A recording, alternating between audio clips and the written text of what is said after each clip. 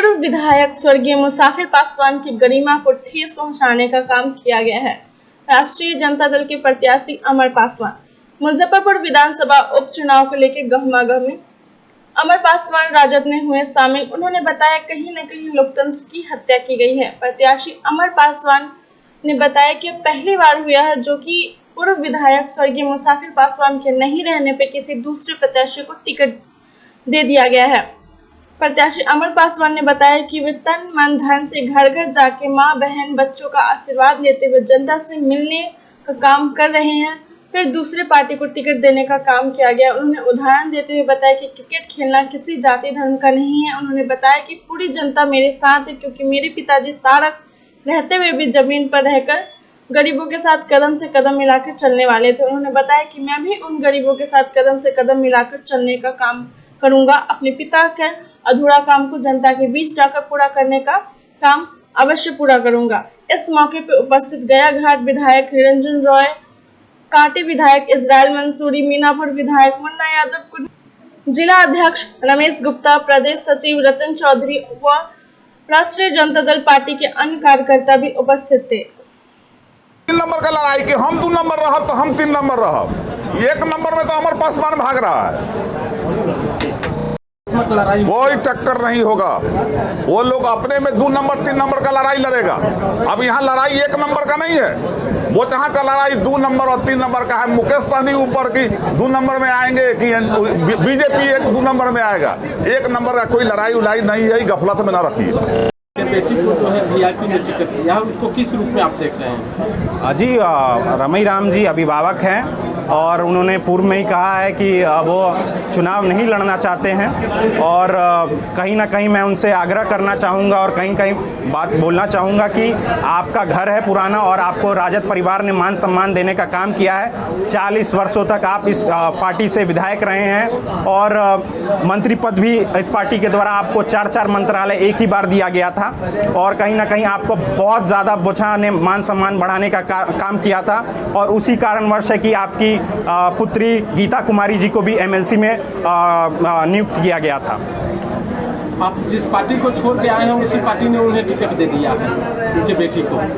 अब देखिए, जितना उस पार्टी के लिए हमने हर स्तर तक अपनी प्रयास किया और 20 तारीख तक भी हमने उनसे बात करनी चाहिए, यह पूछना चाहा कि यह हमारा टिकट क्यों कटा, लेकिन उनका एक शब्द नहीं उस बयान पे आया। वह जा सकते थे शीर्ष नेताओं के पास, ये बात रख सकते थे, लेकिन उन्होंने ऐसी कोई बात नहीं रखी और हमें ही बीच मझधार में छोड़ दिया गया। रंजू गीता को किस रूप में देख रहे हैं? क्या वो वोट आपके बैंक पर कोई अच्छा? जी नहीं, जी नहीं, जी गीता कुमारी जी कोई भी यहाँ पे कोई टक्कर नहीं है और कार्यकर्ताओं का जोश जज्बा बहुत उत्साह लेवल पे जब से हमें पार्टी के द्वारा टिकट दिया गया, वह पूर्ण रूप से इस जोश जज्बा को 12 तारीख को आपको देखने को मिलेगा।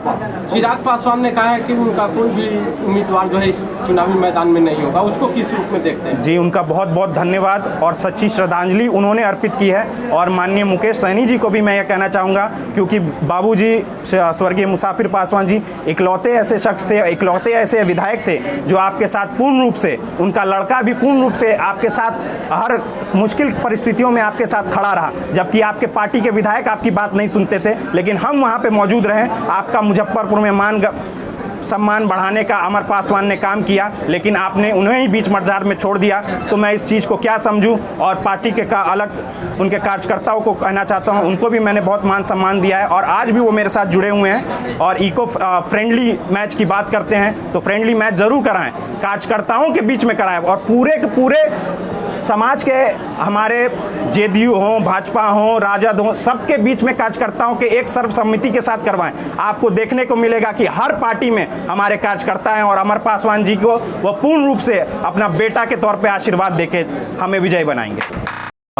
17 तारीख की डेट में बीजेपी एनडीए गठबंधन ने अपना कैंडिडेट का अनाउंसमेंट किया जिसमें बेबी कुमारी जी का नाम आया और कहीं ना कहीं एक लोकतंत्र की हत्या है और भारतवर्ष के इतिहास में पहली बार ऐसा हुआ है कि किसी सिटिंग विधायक जो अपने कार्यकाल के दौरान उनकी मृत्यु हो गई है और उनके परिवारजन जो कि एक्टिव हैं हाँ, उनके परिवारजन एक्टिव नहीं होते या फिर क्षेत्र में उनके परिवारजन नहीं लड़ना चाहते थे तो कार्यकर्ता या किसी और प्रत्याशी को देखा जा सकता था। लेकिन मैं पूर्ण रूप से जनता के बीच में घूम रहा था और जनता के बीच में उनका मान सम्मान बढ़ाने के लिए उनका ईमानदारी से काम करने के लगन से जा रहा था। लेकिन उन्होंने मेरा टिकट काट दिया। क्या ऐसा नहीं हो सकता था कि बीजेपी अमर पासवान का नाम लेती? क्या ऐसा नहीं हो सकता था कि मुकेश सहनी जी 17 तारीख को ही इस बात का खुलासा करते?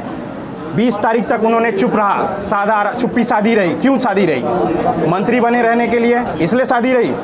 आपको फ्रेंडली मैच अभी कह रहे हैं कि फ्रेंडली मैच होगा, तो फ्रेंडली मैच के लिए यहाँ नहीं आए। जब भी लड़े तो दमखम के साथ लड़िए और फ्रेंडली मैच कुछ नहीं होता है।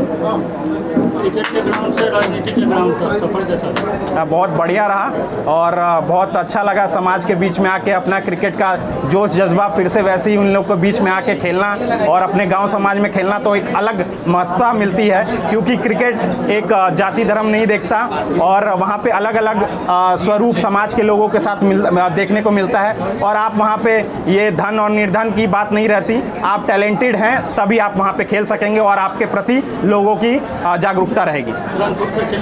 हाँ जी, फ्रंट फुट पे खेल रहे हैं और आप तमाम कार्यकर्ता जो हमारे जोश के साथ लगे हुए हैं, तो आप देख सकते हैं कि इसमें कहीं कोई लड़ाई नहीं है। और ये 16 तारीख को आपको गिनती के दिन आपको ये भरपूर जोश के साथ कार्यकर्ता अपना एक एक मत हमें देंगे और हमें पूर्ण विश्वास है कि हम लोग तेजस्वी जी का हाथ मजबूत करेंगे और 2025 से पहले ही हम लोग मुख्यमंत्री पद के लिए अपनी दावेदारी पेश कर सकते हैं।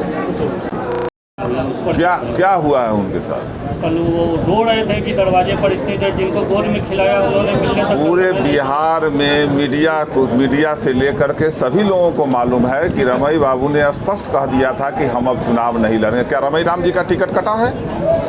रमई राम जी का टिकट तो कटा नहीं है। रमई राम जी तो खुद कह दिए कि हम चुनाव नहीं लड़ेंगे। इसमें उनको हम लोग कहाँ पार्टी से अलग किए हैं? वो आदमी गार्जियन है, हम लोग का अभिभावक है।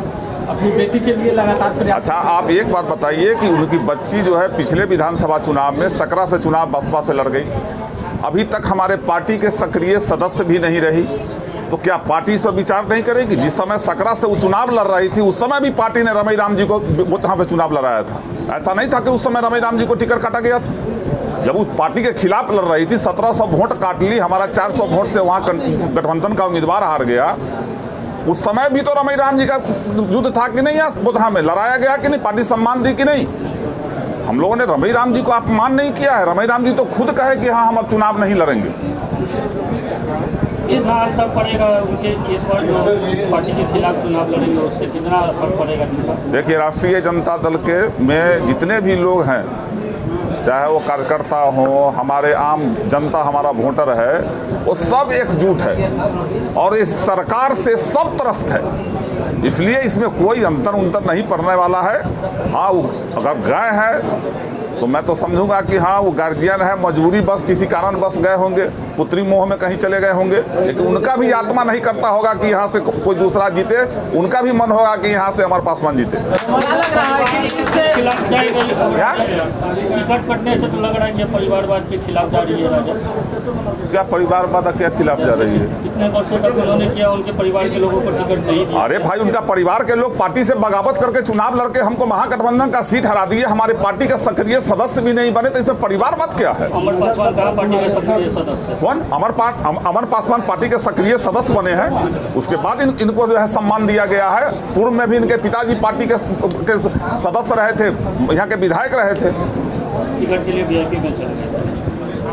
अब तो फिर रमैया राम चल गए हैं। जिंदगी भर राजद के लोग जो है उनका सम्मान किया, मंत्री बना के रखा, 4 मंत्रालय दिया था, तो इसका क्या कीजिएगा? उस समय कुछ मजबूरियां रही होगी, फिर ही पुनः आ गए। रमई राम का आरोप है कि जूता चप्पल ढोने वालों को ही तेजस्वी यादव टिकट देते हैं। उनकी बेटी का आरोप है, दोनों बाप बेटी दोनों का आरोप है। रमई राम जी हमको एक बात बतावें, बोचहा की धरती जो रमई राम जी कहे थे लालू जी वही करते थे। रामकरण सहनी इस बोचहा के धरती का बेटा, अंतिम क्षण में लालू जी ने रमई राम जी के कहने पर उनको बनाया था कि नहीं? लालू जी ने जितना सम्मान दिया था रमई राम जी को, इस धरती पर कोई माई का लाल पैदा नहीं लिया है कि रमई राम को सम्मान दे दे। वो पार्टी में छोड़ करके गए थे, जदयू में चले गए थे, फिर पुनः आए, उसके बाद भी लालू जी ने सम्मान देने का काम किया। या जूता चप्पल, अरे जूते चप्पले जूता वाला तो हमारे के लोग है, हेलीकॉप्टर वाला लोग हम लोग का नहीं है। हमारा वोटर जो है, हमारा कार्यकर्ता जो है जूते चप्पल पहन के पैदल चलने वाला है। अब वो मालिक गोरबा थक जाता है तो हम लोग भी जूता पर टांग लेते हैं, चल देते हैं। रमाई जी कहते हैं कि लालू जी ने बहुत सम्मान दिया लेकिन तेजस्वी ने सबसे ज्यादा अपमान किया। क्यों, कैसे अपमान कर दिया भाई तेजस्वी से? घंटे तक उनको बाहर रमाई राम जी से हम लोगों ने कहा, हमारे नेता ने कहा रमाई राम जी को लड़ने के लिए तैयार नहीं हुए। उनको अगर उनका टिकट कट गया रहता तो हम लोग मानते। कह रहे कि हमको कहा ही नहीं कि अगर कहा जाता तो हम मान लेते। अरे वो तो पहले ही ऐलान कर दिए थे कि हम चुनाव नहीं लड़ेंगे। आप बात कीजिए उनसे। अब जो बच्ची उनका चला गया महागठबंधन के खिलाफ लड़ करके, 1 साल नहीं हुआ उसके खिलाफ लड़ करके 1700 वोट काट लिया सकरा में, जिसके पिता जो है यहाँ वो जहाँ से चुनाव लड़ रहे थे उस समय उस बच्ची को लड़ना चाहिए। उनको तो अपने पिता के साथ खड़ा रहना चाहिए पार्टी लाइन पर। अब जो समीकरण जो बन रहा है